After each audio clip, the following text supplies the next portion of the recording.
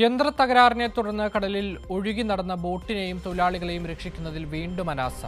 Boat കെട്ടിവലിച്ച marine എൻഫോഴ്സ്മെന്റിന്റെ boat നിയന്ത്രണം വിട്ട് മറ്റൊരു ദിശയിലേക്ക് പോയി. ഇതിനിടെ അപകടത്തിൽപ്പെട്ട മത്സ്യബന്ധന ബോട്ട് കരയിൽ ഇടിച്ചു കയറി തകർന്നു. ഭാഗ്യം കൊണ്ട് 11 മത്സ്യത്തൊഴിലാളികൾ രക്ഷപ്പെട്ടു.